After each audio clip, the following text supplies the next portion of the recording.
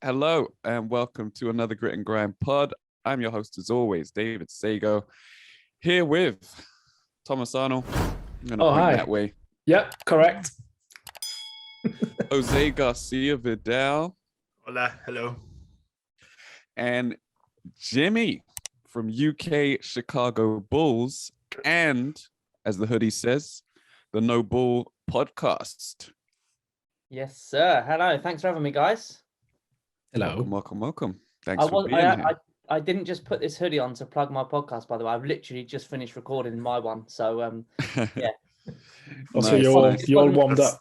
It wasn't a shameless plug for my own podcast. Absolutely not. No plugs are shameless, right, Tom? I know, right? Catching up with the nerds on the podcast about nerdy stuff. You share, like, subscribe, follow. Carry on. So, yeah, welcome and thank you for being here. We're just going to go through a bit about how you became a Bulls fan, a bit about the stuff that you're doing over on UK Chicago Bulls, and then finally talk about how the Bulls are doing this season, which is mostly good, trending up, but not lately. And you know what? I also have some Bulls trivia questions for you to see if you're really a fan. Oh man, pressure's on. Entering the danger zone. Maybe we should do the trivia instead of talking about the last week's games. That'd be a good idea. See, look at that. He puts on his producer hoodie and he's producing the podcast already. All right, guys. So I wanted to kick things off with the big question. I mean, Tom really wanted to ask it, so you can ask it the way you wanted to ask it.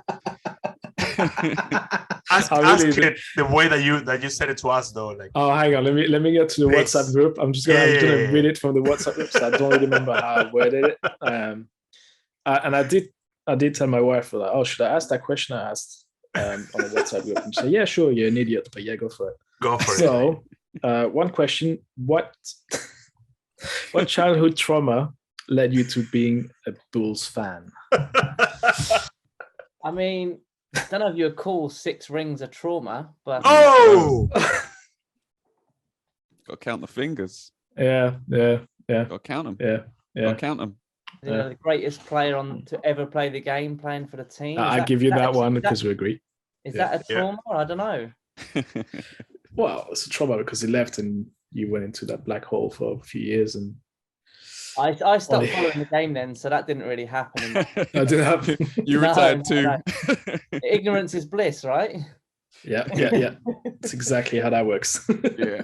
So start us at the beginning. Go ahead. Yeah, so basically, my cousin, who's a few years older than me, was a basketball fan and like obsessed with Michael Jordan, obviously back in sort of the 90s. And we hung about a lot together. He used to live with my nan, so I was around my nan's a lot, and he had a hoop in the garden. We used to play a lot of basketball and stuff. He used to absolutely terrorize me because he was about 2 foot taller than me all the time. And I kind of just followed suit with him really and started watching a bit. And obviously it was a lot more difficult. We didn't have League Pass or YouTube or none of that stuff back then. So I watched bits, and he had some videos, some of the old VHS tapes of the Bulls and Michael Jordan and stuff. So I just kind of become a bit obsessed. I was a kid at the time. I mean, I'm only 37 now, so I was a kid at the time, but I kind of become a bit obsessed with, a bit like him, really. Yeah. I remember he had sort of Michael Jordan posters in his wall. He had this amazing poster, and I can still picture it now.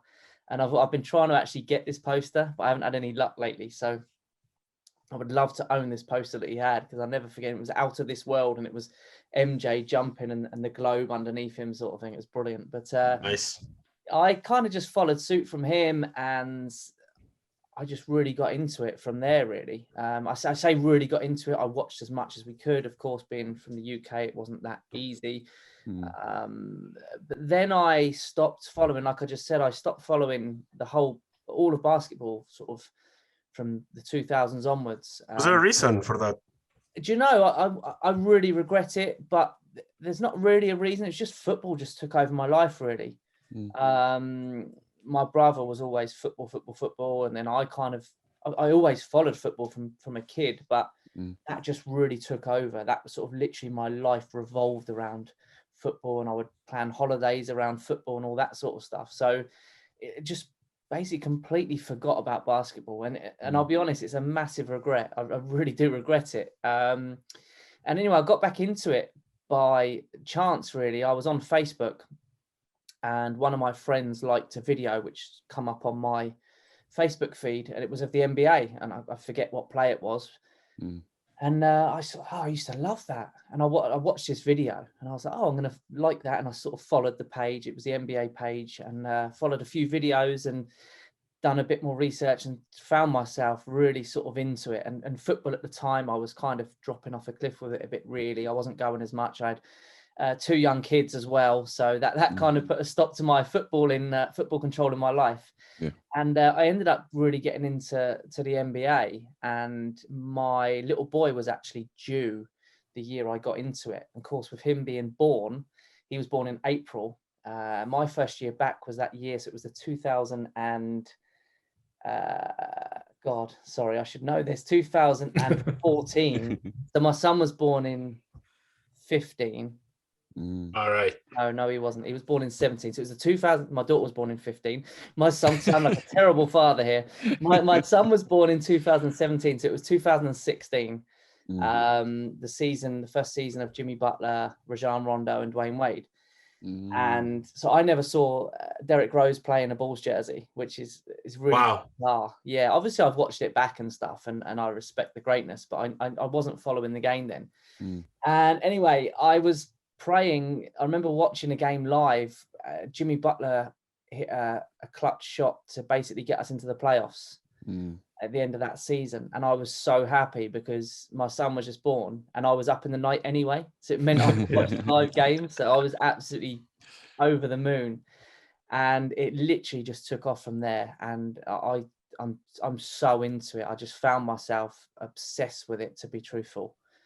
Ended up getting league pass, and it's. Did you find that you went straight back to the Bulls because of your previous experience? You were like, there was no question, or did you say, I'm probably going to follow another team, whoever, I don't know, the most popular one? Because I can't, like, even though the Bulls have always been a popular team, like not every Bulls game is televised, especially not back then, right? Like I imagine 17, 16 probably was the Warriors, the Clippers were doing all right, the Rockets, I don't know, the OKC Thunder, like.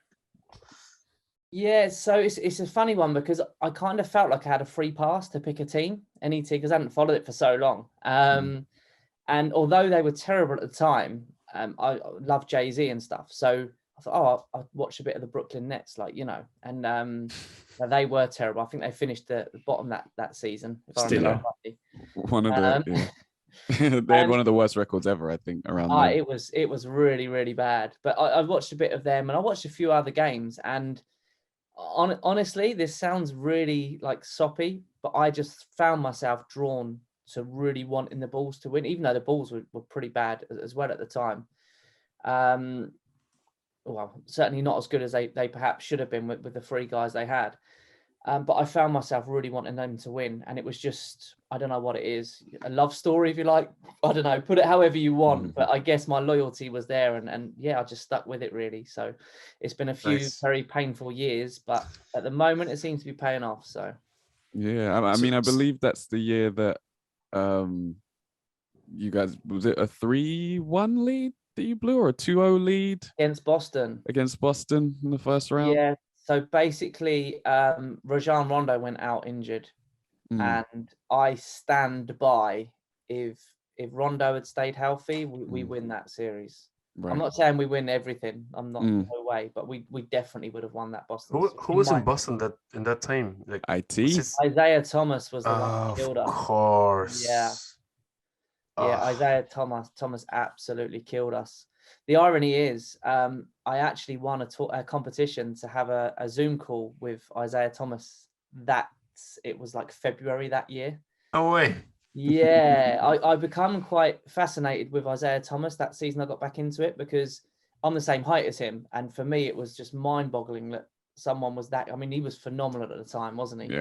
Yeah. And I ended up entering a competition, so I got to chat with him. There was quite a few of us chatting, but it was really cool actually. And then he absolutely torched us in the playoffs. So Lovely.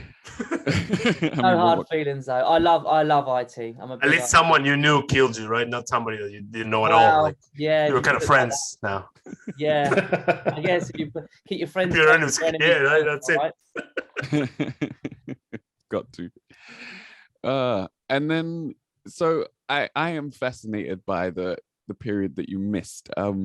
One of the things, I mean, you obviously missed the like baby bulls period, which Yeah, I'm sure you've heard about since. Yeah, of course. Kirk Heinrich, Luard Deng, Ben Gordon, Yeah, And Gordon. Ben Yeah. Gordon, yeah. Andres Who was that point guard? Who was Nocioni. that? Nocioni.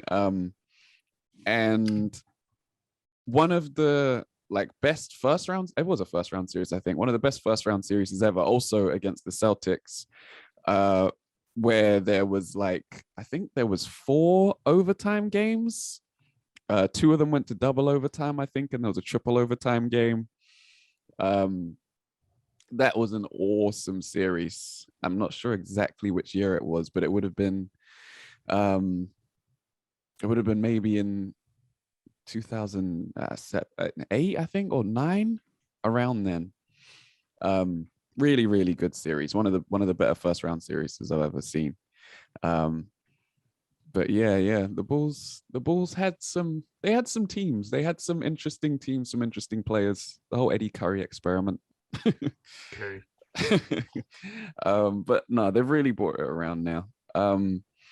So going from there, you said 2016, you get back into things, start getting back into the NBA and the swing of things with the Bulls. At what point or how did you end up starting up the page, starting up UK Chicago Bulls, or getting involved with UK Chicago Bulls, I should say? Yeah, so like I say, I've become kind of a bit obsessed with it all, really. And then it was 2019, I believe, towards the end of that year. So I've been following for maybe 3 years, and I've seen quite a few UK fan pages started accounts up, and I thought, oh, that's something I'd love to do. So I got the Twitter handle set up just so nobody else could take it, but I didn't feel confident enough, if you like, I guess. But I knew enough about the game, only being back into it recently, that I could do it. So I just had it sat there and sort of carried on learning and stuff and picking bits up. Because obviously when I watched it before, like I said, I was a kid, so I didn't really understand the rules and all that sort of side of it. Yeah. And then the following year, Bryn from NBA UK Fans got in touch, or Bryn and Dean, Ginger Shack. Yeah. Got in touch with myself, Rich Barrett and Rich Stone about just helping them run the account. Basically, Bryn was moving to Dubai and they just wanted to get it a bit more active, that then they felt that they had the time to do and just sort of put a bit more into it. So obviously I was shocked, to be honest, that Bryn and Dean messaged me. I didn't see that coming at all. So that was a strange moment for me. But anyway, I'm tweeting from the NBA UK Fans page and stuff, getting bits and pieces out there and still learning the ropes a bit, I guess. But I found myself wanting to tweet more Bulls than anything else, like naturally, because I was watching more Bulls games. Yeah. Obviously, we've got to keep that quite, especially where there's 3 Bulls fans. me, Bryn and Dean are all Bulls fans. So obviously we've got to be a bit more open. So I sort of spoke to the lads. Well, I sent out a few tweets from the account, and I spoke to the lads and said, look, do you mind me doing this as well? If it's a problem, like, I don't mind stepping away and what have you. And they've been brilliant, to be fair. They've all been really supportive about it all. So I do keep them both very separate. Like, I never go on to the NBA UK Fans account and retweet or like any of my stuff. Like, I don't take advantage of anything like that. If anything's liked, commented or retweeted, it's one of the other guys doing it. So I do keep the two very separate. But basically, that gave me the confidence really to go on and start using the account a bit more. So I don't think I actually started tweeting from it till 2020, I believe. Right. So maybe sort of about 18 months or so, 2 years ago, I guess. But it's taken over my life. Like, literally, I'm not very productive at work if I'm on Twitter.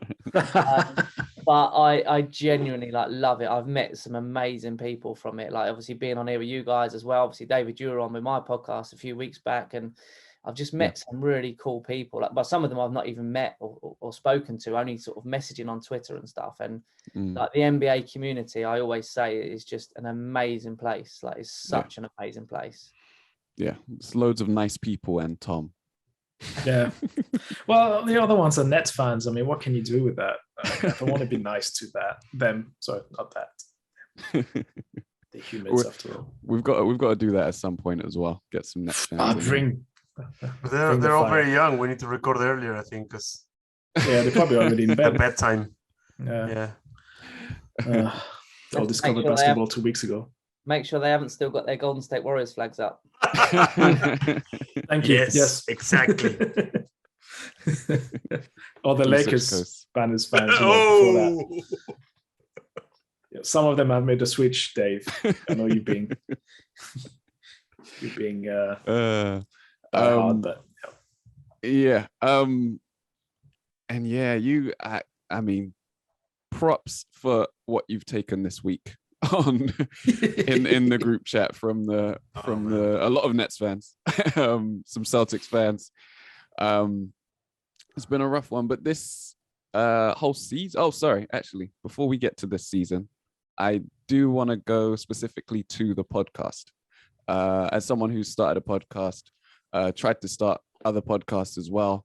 Obviously appeared on a few different podcasts. I'm always interested at how people arrive at leaning into that part of their page or whatever, creativity or whatever area they use it for. So you will have, you said you started tweeting for the page in 2020, but the podcast is relatively new, right?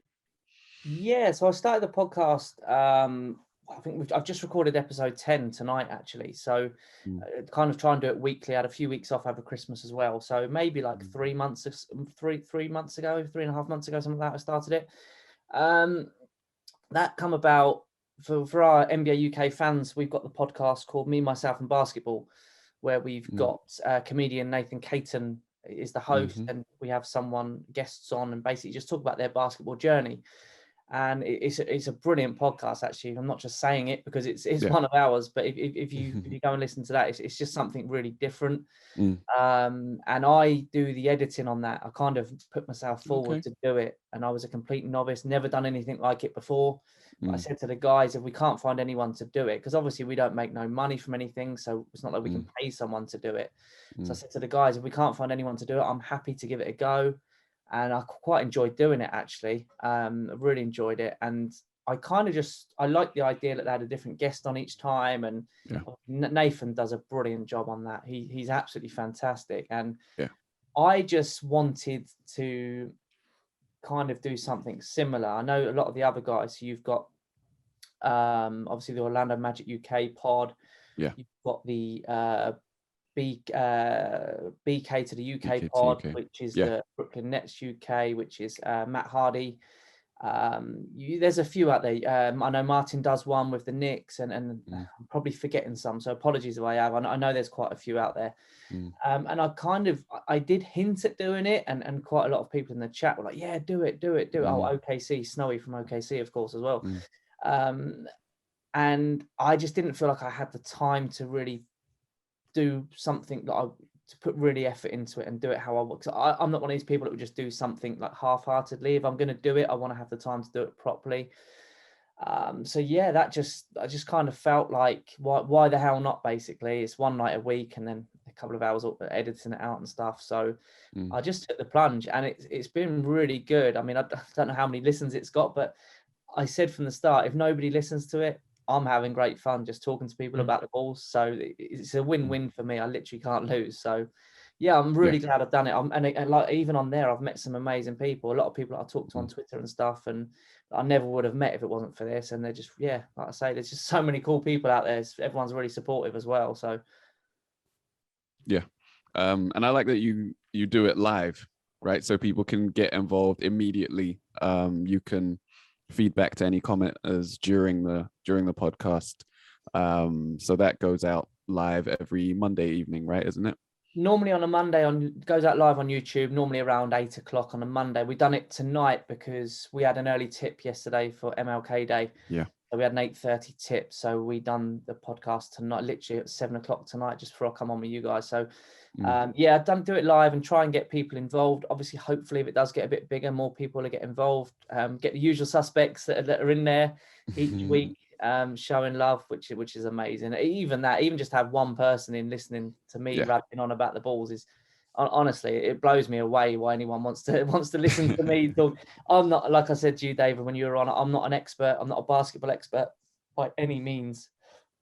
Excuse me. I'm just a fan. I'm quite passionate and I wear my heart on my sleeve, but I'm just a fan. Yeah.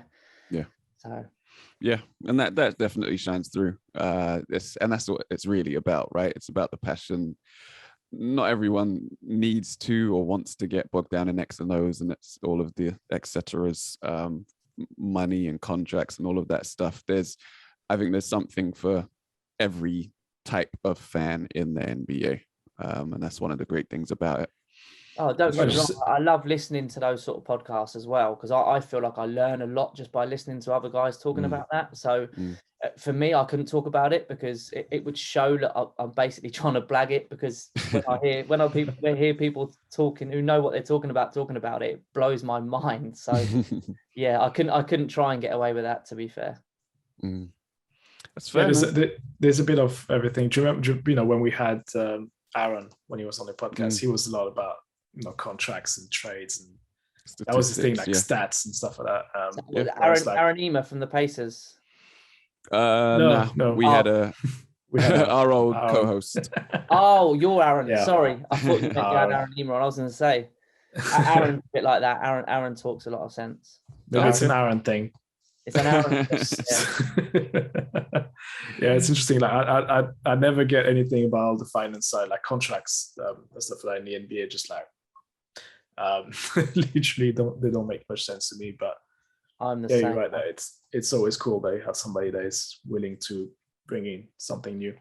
And that just gave me an idea. Maybe we should have like a communal podcast, like a YouTube thing where you get like every week you get every single person that is on that Twitter DMs, all those NBA UK fans. Chat. Oh God, the mayhem. It sounds like too many, but at some point I think we should try and do something like that, even if it's like drop in, drop out, have people coming through.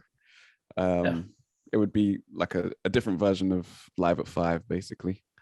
But yes, I guess we should move on to present day Bulls. Very present. We'll say this season. No. Just this week. Just up until 6 days ago. That's all. So we could start in the preseason. One of the first things Jimmy decided to check me on when I was on No Bull was my preseason comments. I believe the quote was, "These guys aren't going to play a lick of defense." And I probably said it exactly like that too. I've got it written. I've got it written in front of me in preparation. It was exactly. It was actually, they are not going to play a lick of defense. They're not going to play a lick of defense. How did I not know that the GOAT Alex Caruso was going to change the culture alongside former Laker Lonzo Ball? We're taking credit for everything and everything. Why? No. That's a stretch, man. But yeah, totally wrong. DeRozan went in there, provided his leadership, I think, more than anything, a steady pair of hands. And then you had the improvement of Lonzo Ball, who has improved so much since leaving the Lakers. And then Caruso doing exactly what he did for the Lakers, and that's being a disruptive force on defense and then just making smart basketball IQ plays. He's so in tune with and aware of what he can and can't do. So he never plays outside of himself. And then I guess you have Ayo Dosunmu, who's really stepping up. And there's you guys have another role player. Kobe White. I know Kobe White. Patrick Williams. He's out injured. Javonte Green, probably. Green, yeah. when those two come off the bench, provide that energy, provide that little extra spark and youth that you sometimes need on a veteran laden team. I think that was this little special sauce that the team also needed. Defensively, they're sure and they do what they can and what they need to on offense as well. Obviously, I didn't see things coming together that way. What were your expectations coming into the season? Well, I noticed Tom was laughing when you were saying that, which was funny because that was his same reaction when you were talking about the balls in the preview. He laughed and he was completely out on them. But we'll get to that in a minute, Tom. We'll get to that in a minute. You'll definitely be getting off of that. No, we don't need to.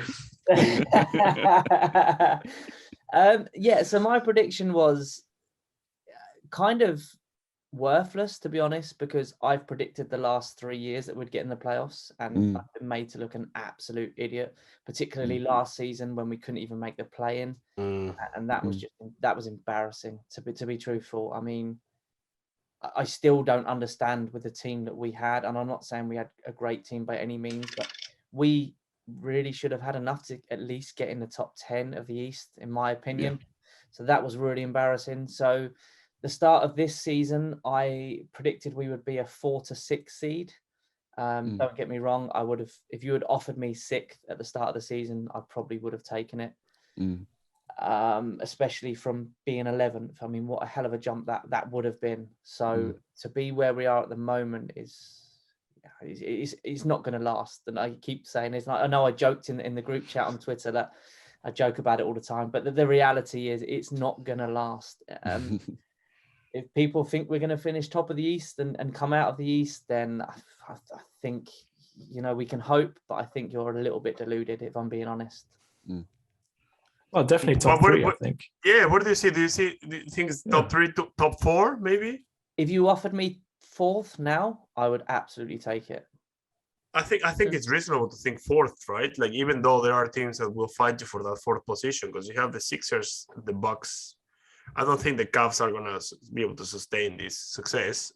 But obviously Nets and Heat are really good. But then the Bucks and Sixers are going to probably fight you for it. But I don't see any other teams. The Nets.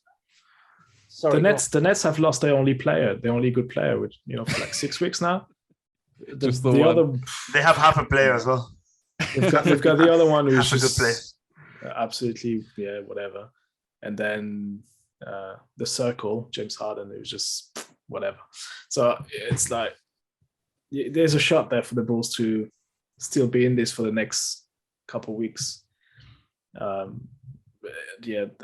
Bucks are maybe a bigger threat, I think, to me. I mean, Miami have kind of seemed to have come out of nowhere. I mean, of course, we all knew that they were a decent, solid team and they're always going to be in the playoffs, of course. But the fact that they've jumped up to 2nd out of absolutely nowhere is crazy, because we're watching. I say we're watching like they're actually going to be a rival. But from a Bulls perspective, we want to stay top as long as possible. So we were keeping an eye on the Nets and the Bucks, and then all of a sudden Miami have just jumped in out of absolutely nowhere. I still think the Bucks are going to be absolutely fine. They're still going to be top 2 in my opinion. Right. I agree. I'm not sure about the Nets. The Nets could be 3rd. I don't know. I don't know. I'm going to upset. I think it's as we always say about the Nets, like they're unpredictable, right? They're always unpredictable because of their injuries. They're not their injuries and it's just players who don't play, right? Who can't play for any reason. But if the 3 of them are healthy, like we always say it as well, it's scary, right? But it's just unpredictable. I saw something earlier saying about if Kyrie doesn't get vaxxed, which I don't think he's going to. He's not going to. And the New York laws don't change, would the Nets consider trading him? I can't see it. I mean, if I'm a Nets fan, I would want them to push for the top seed, get home court advantage, and then you've got Kyrie for the majority of your playoff games. And if they've got KD, Kyrie, and Harden all fit and playing like they did against us last week, and they must have hit every single shot they took. That's how it felt anyway. They're going to be very, very tough. And they're going to be hard to beat anyway. They're a great team. But if they play like that with those three guys for the majority of their playoff games, I don't know if anyone beats them. Well, it's Kyrie only plays away games, so you might say they should just drop to 5th. You're absolutely right. Yeah. What am I talking about? I don't know, man. It's like you've got a guy in there that's part-time, but there's nobody that talks how much disruptions that brings on team. Like, I'm not talking in the locker rooms or anything. I'm literally on the court. Like, you play one game without the guy, and then you've got somebody who's losing minutes. You have somebody who's sitting more, and then next game he's back, and then that, it's like. It has to be demoralizing for youngsters as well, right? There's that, but there's also, you have to redistribute everything around that. Like, if it's an injury, okay, fine, that's a different mindset. But like, the guy comes in, okay, for let's say you're playing the next 2 games away, so you've got him for 2 games, then you got to make without him for the next couple of games at home in the playoff series, let's say. It's like you need to readjust just to constantly readjust without him and with him. It's like, with an injury, at least like you can it's a set time. You can maybe he can come in if he's slightly fit enough. But this is to me, in a way, it's like, I'd rather say, like, like Ben Simmons for the Sixers, like, he's out, forget about him. But like, if we can get somebody else as in the trade, that's cool. But with him, it's like, it's not here. Maybe he's here. Well, next game he's not. Next game, it's I find this. Yeah, and that's what they wanted. That's what they wanted to avoid in the beginning. That's why that's exactly what they wanted. He's out, and we're just gonna like move on from it, ignore it, and do what we need to do. And but Jose is right. Yeah, Jose is right. It's like it can be demoralizing for the other guys. Like, imagine you Patty Mills, like you're like, okay, I've got my ass in the starting 5 now. I'm gonna play as such, and now you're being told, well, next game it's at home, so you're starting. But then when the other guy is back, bye, and you have to readjust. You can argue they're professionals and they can readjust, but it's like, still. I heard on one of the podcasts I was listening to recently, and someone saying that the players will be fine with it. They understand Kyrie's a top player in the league, so if you're being dropped for Kyrie, that's absolutely fine. And then part of me agrees with that, because that would be our perhaps mentality who aren't playing in the NBA. We exactly aware that Kyrie is a lot better than us. But for them, their mentality, they probably haven't got that mentality. Otherwise, they wouldn't be in the NBA to start with. So they are probably thinking, well, actually, I should be playing. I've earned my spot to play, and I shouldn't just be giving it up because he's a superstar. So, yeah, maybe it is terrible for the locker room. Yeah. I think the reason he came back was that COVID was so disruptive that they were like, well, it's not going to get any more disruptive than this, having another guy who can play while we're bringing in 10-day guys, right? Like, you look at other teams. I know the Lakers were badly hit. The Hawks, Trae Young said he walked into practice and didn't know any of his teammates.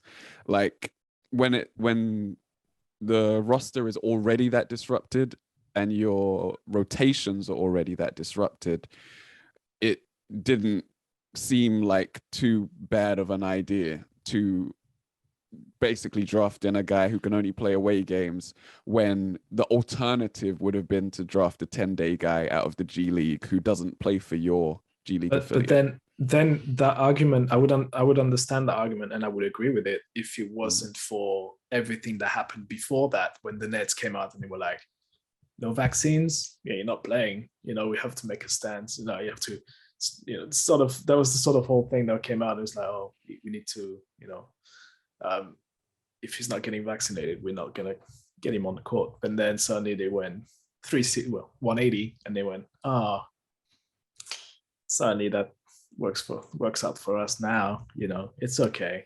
Well, when vaccinated people are going down with COVID, we had that discussion. I know. I totally understand it, but it hurts your argument. It hurts your argument. It hurts your argument, because even if he was vaccinated, who's to say he wouldn't have missed games in that period anyway? Well, not as he wouldn't many. have missed half the games, would he? Of course not. Not as many. And it had like the disruption was there for everyone to see all over the league. But this is not a Nets special. It's not a Nets podcast. Fuck them. Let's go. Yeah. So the Bulls are currently top. Can you imagine if this week hadn't been so disruptive for the Bulls, where you could be right now? I know the schedule still be top. hasn't. Yeah, well, you could have. I understand. We could have been well clear, to be fair. You could have a lead, yeah. Because when I look back on it, I mean, at the start of the season, you may not have thought this would be such a rough stretch, but sorry, need to unhide. But is this your longest losing streak this season? It is, right? Like four. The last four. Yeah, man. Yeah. It's and I don't think it's that bad. Like, you know, it's fine against two top teams as well. So yeah. It was more the manner of the losses. The Brooklyn one was tough. I mean, we were 71. We were tied 71 with them, and they went on something like a crazy 42-8 run or something stupid. Ridiculous. Like and that cannot happen, man. That just cannot happen. And listen, I understand we're shorthanded. A lot of teams in the league are shorthanded. They've been playing the whole season like it. But that was a tough one to take, and I got up and watched that one live as well. That was a 3 o'clock tip, so that was a tough start to the working day. And that was the start of it. Yeah, that was the start of it. You beat the brakes off the Pistons the game before that. Well, we lost to the Mavericks, and then we destroyed the Pistons. Yeah. And then that was another thing. It was the second night of a back-to-back after the Pistons game with the Brooklyn Nets one. So there was a few things, but I mean, to go, I think it was 42-8 or whatever the run was. That cannot happen. I don't care who's on the court. That cannot happen. Yeah. And then Golden State Warriors up next. Yeah, we'll skip over that one. It's interesting because shoot one. Yeah, on the Nets game, it was the third quarter that made the difference, but on the Warriors game, it was the second one where you lost 41-19. It's just, and the first one from the Warriors game was Zach LaVine went down like 3.5 minutes into the game, and he was out for the rest of the game, and he's out for the next couple of weeks at least. But that just seemed to throw everything. The players just looked lost. The whole game plan had gone out the window. And it just looked like panic. I mean, the Warriors were playing with no Klay Thompson because they rested him and no Draymond. We all know how important Draymond is for Golden State Warriors, whether you love him or hate him. You cannot deny how important he is. So that, and it was at home as well. That was, I don't know, that just felt like we really should have won that. Even with Zach going down. Yeah. We just went deflated. Yeah, and that's the value of preparation, right? I'm sure if Zach LaVine goes down sooner or a day before, for example, they're able to prepare and accommodate for and change rotations and do things to accommodate for that loss. But when it happens during the game, obviously, it has a much more profound effect. Through everything. You could just see it. The players just look lost. Yeah. And then you lose a tough one in Boston. Yeah, that was tough because that was such a close game. Yeah. And we probably should have won that game, even with the players out that we had out. I think it was Jaylen Brown. They done their last 2-minute report. They released the next day saying, I can't remember, maybe I had a foul or something, and it should have given us 2 free throws, which would have put us 4 clear had they had both gone in, of course. I hate hearing things like that because I know. I wish they just kept it to themselves. Yeah. But the biggest thing about the Boston game was we gave up 17 offensive rebounds to Boston. Oh, man. 17 offensive rebounds. That was what Boston. You cannot give any team 17 second chance points. You cannot do that. No, that is horrendous. To your 7 as well. Yeah. And Freedom only had one of them, but it was Tatum Horford and Robert Williams that were getting you guys on the glass. Overall, they out-rebounded us by 20. on both ends. That's ridiculous. And that's rough unless you're hitting a crazy number of threes, which you shot a good percentage, but it wasn't a huge volume. Well, I think we're still with the lowest volume 3-point shooting team in the league, but we've got the highest percentage. Which is I think that still stands. That's the old Spurs model. You take good shots, right? And your main player doesn't take any shots either. Like he doesn't take 3-pointers. He takes one and a half. No. So and he's still scoring 26 a game. So that's brilliant. Mm. Yeah. And then it's easy to forget. Tom brought him up earlier. Patrick Williams, right? He would help out with a lot of that, just missing that size at the 4 position, which I know has been an issue throughout the whole season because you don't really have anyone else in the team to fill that void that he's left. He would have helped a lot in those positions, being having the size and ability to rebound, the strength that he has as well. 100%. I mean, him going out was a massive loss because, like, personally, I expected him to make a huge leap on the defensive end. We didn't need his scoring. We didn't need that at all. He was the guy, even last season in his rookie year, he was defending Kawhi Leonard. He was guarding these top players, LeBron James, etc. And I really expected him to take a big leap. I mean, LeBron and Kawhi, they sung his praises after those games when Patrick was guarding them. Yeah. For him to go out right at the start of the season was just, and you just felt as a Bulls fan, excuse me, without sounding like feeling sorry for ourselves. Oh, here we go again. Yeah.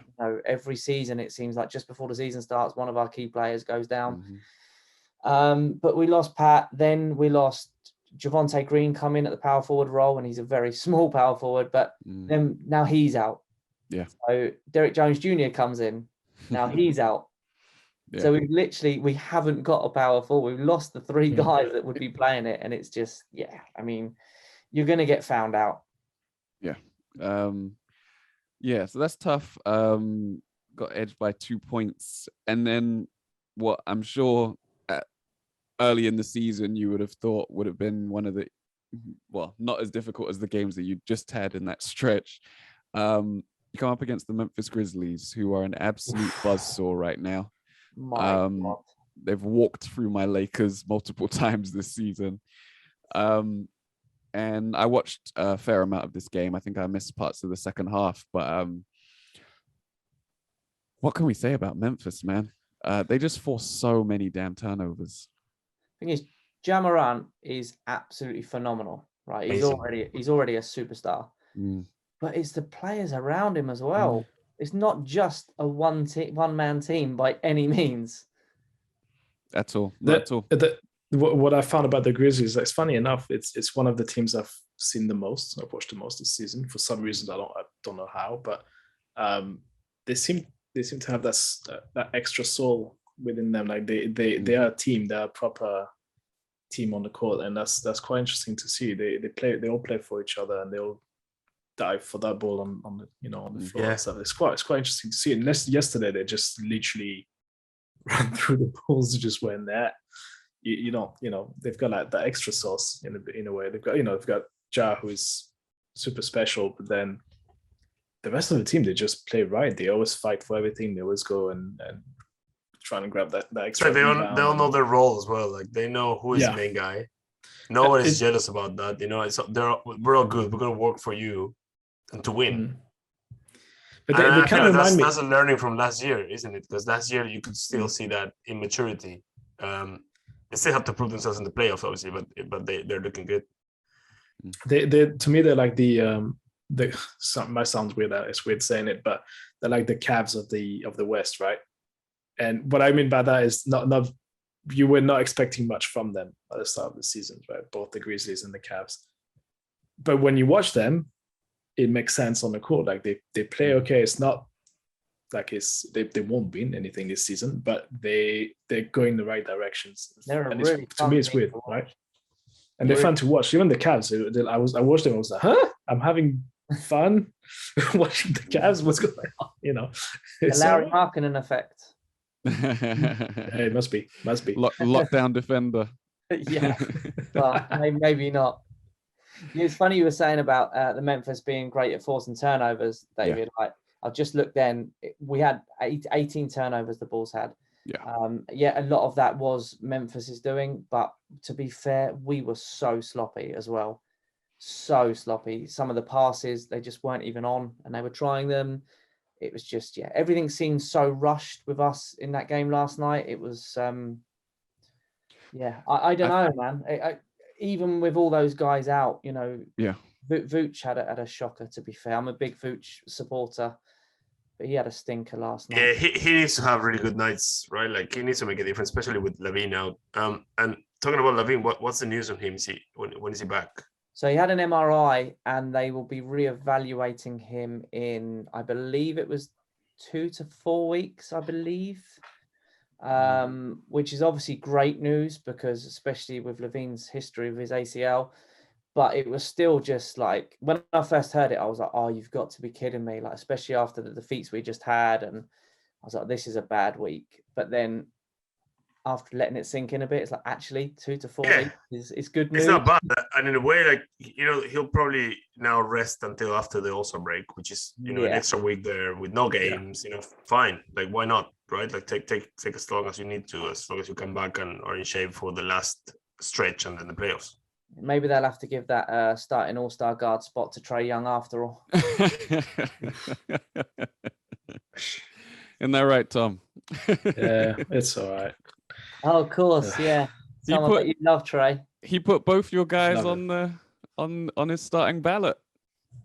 His hate for Trae Young and the Nets guys was so great that both DeRozan and Levine started on his All-Star ballot. Wow. But no, wait. It's not the whole story. Like, the Levine and DeRozan deserve to be there.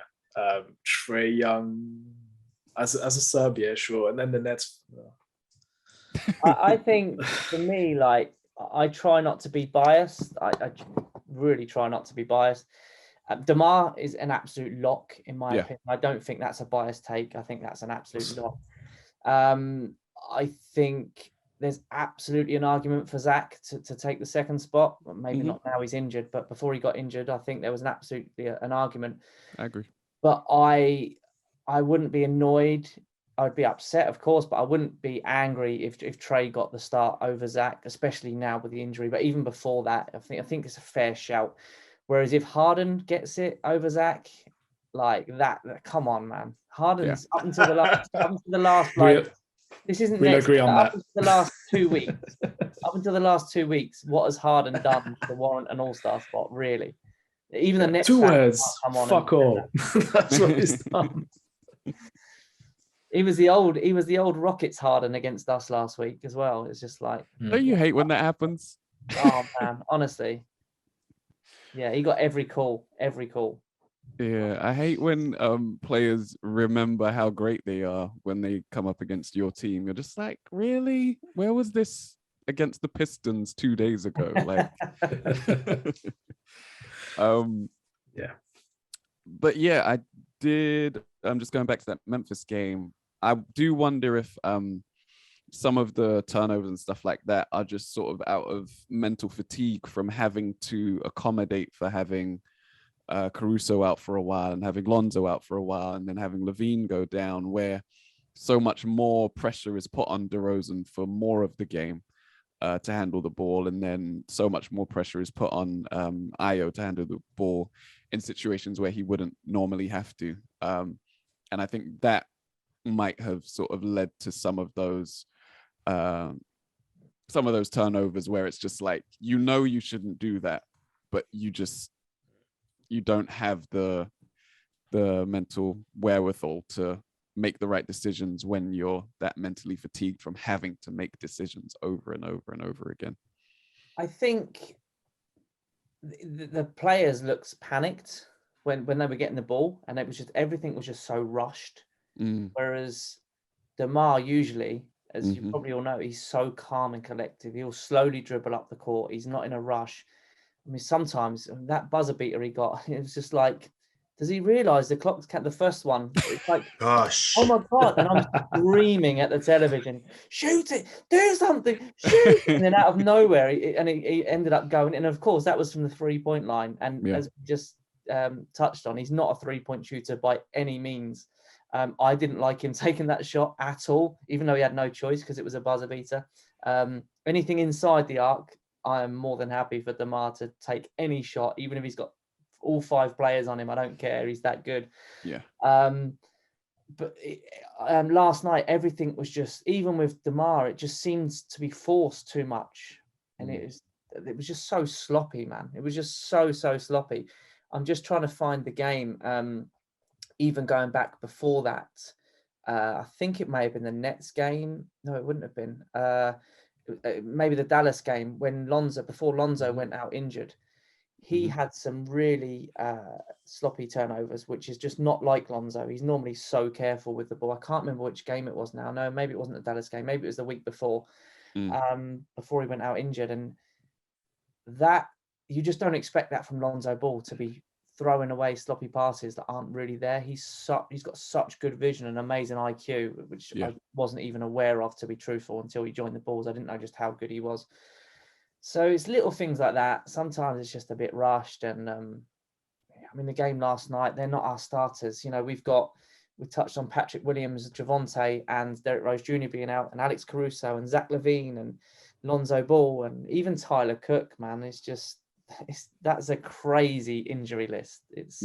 I know every team's gone through it this year with COVID and stuff. I mean, we've had our fair share of COVID. I think it all started with the Bulls, actually. That was where the madness all started. But to have those players out actually injured it's so tough. But equally, most of them will be coming back well before the playoffs as well.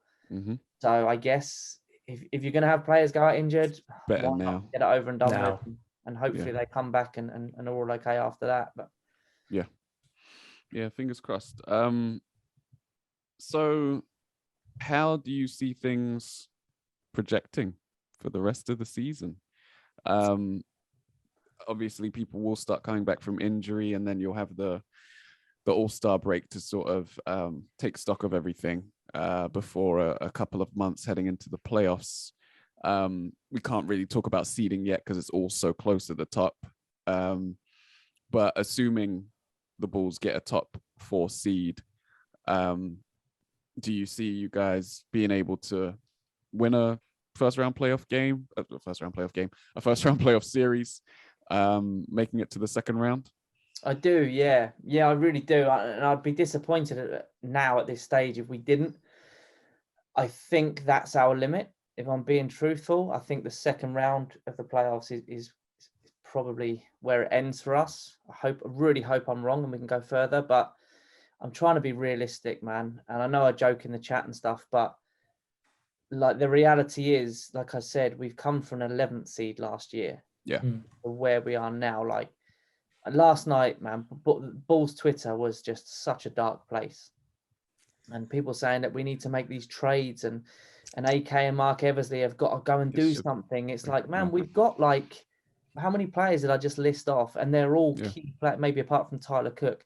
All of these guys are going to be big deals in the playoffs. You know, they're playoff rotational players. Once they're back, yes, there's certain teams that will be terrible matchups for us. I fear Milwaukee. Should we get that far? If we play Milwaukee in a playoff series, game over, I think. I also fear Philadelphia. I think they're a terrible matchup for us with their size. But the other teams, I don't fear at all. Like Miami Heat, don't get me wrong, I'm not saying we'll win or whatever, but I would be confident in the Miami Heat series. I think that would be a hell of a series as well for a neutral. Not for a Bulls or Heat fans, it will be a killer, but for a neutral, that would be a great series. Even the Nets, I think. I mean, I don't know if we could upset the Nets in the playoffs. I would certainly rather play them than Milwaukee, if I'm being honest. Right. I agree with that. I think we get to the second round, and I'd be more than happy with that. If we get to the second round in the playoffs, I'll be absolutely delighted. I like that. I think it's a realistic approach, and it's like for the Bulls losing in the second round is not a disappointment at all, considering the last whatever years, you know. So I have to agree with what you're saying, and it's a great point of view. One of my questions was going to be, who do you think you should trade for if you wanted to trade for someone? But I don't think you should trade for anybody. If we did, I love Jeremy Grant on this team. I think Jeremy Grant would be an amazing fit. Yeah. But I don't know what we would have to give up. I think it starts with Patrick Williams, picks. They may even want Patrick Williams, Kobe White. And I don't see AK trading Patrick Williams. I really don't. That was their very first draft pick. They've got him at pick number 4.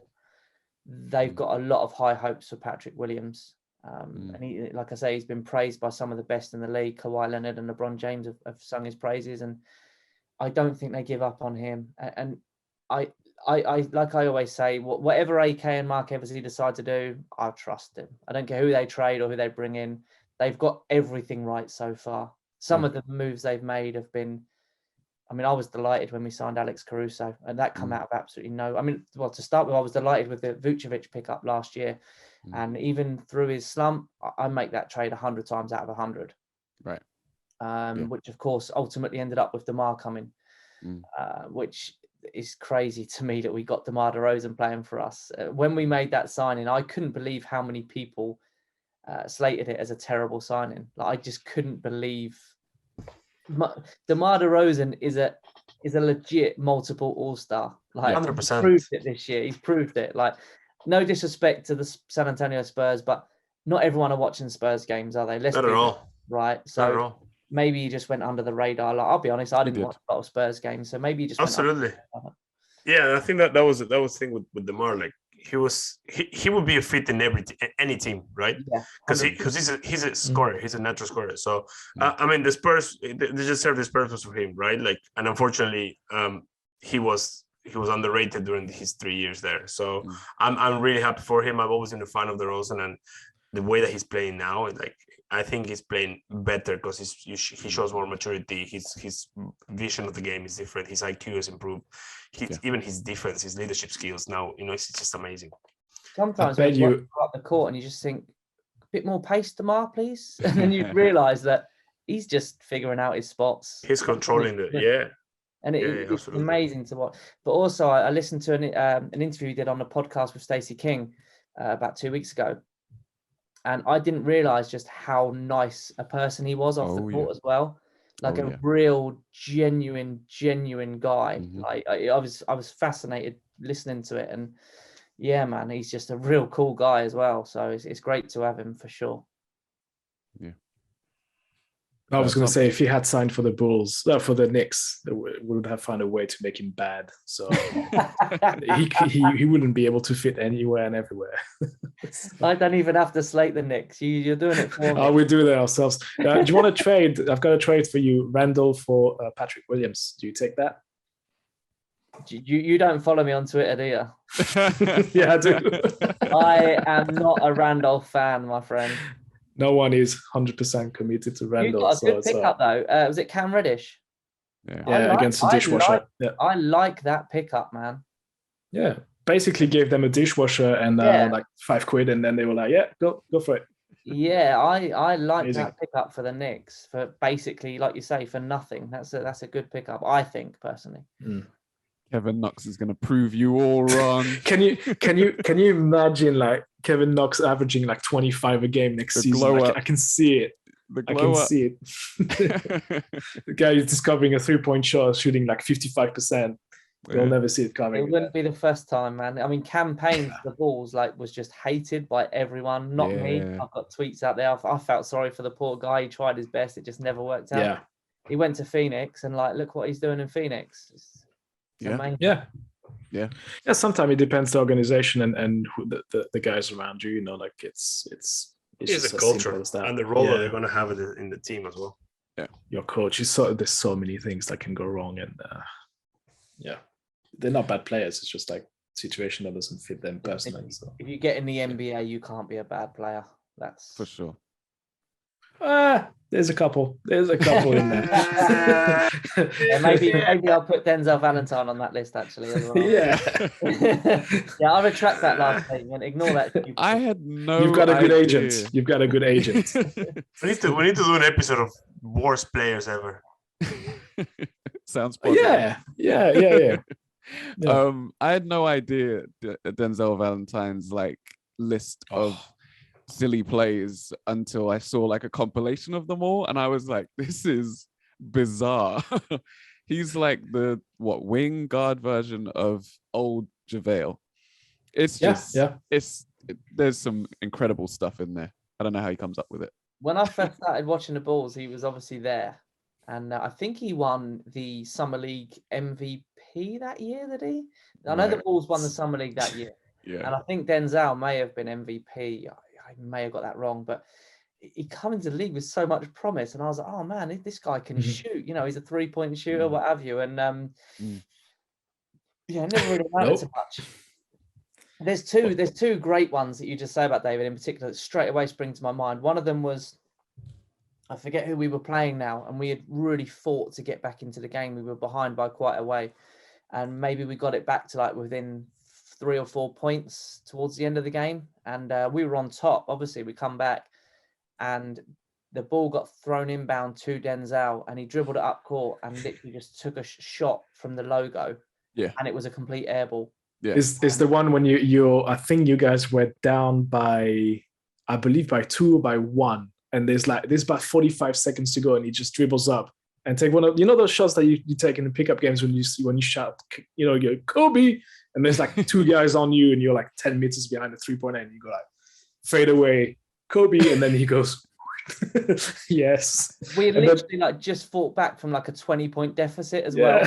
And I remember the camera going to Zach LaVine, and Zach LaVine, it was just like, right, if Zach doesn't leave now, like if he doesn't put in a trade request now, he's never going to do it. Oh man, I remember Stacey King on the call was like, as soon as Valentine picked the ball up before he got it, Stacey King was like, no.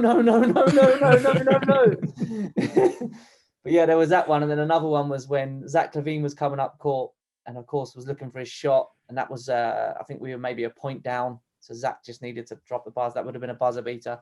And basically Denzel Valentine ran into Zach LaVine. Yeah.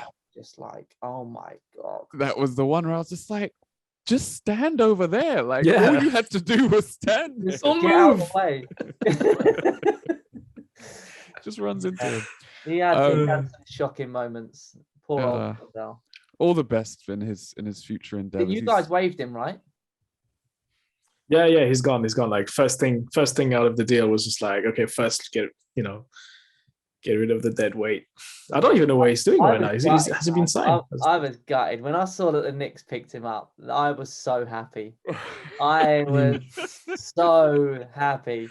And then when I heard you were waving him, I was just ruined my day, man.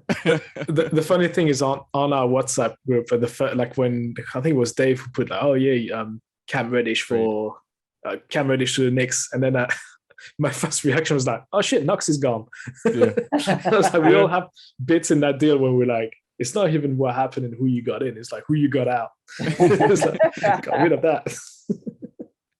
Yeah, no, good luck to Kevin Knox and Denzel. Jose, do you have some stuff to get into?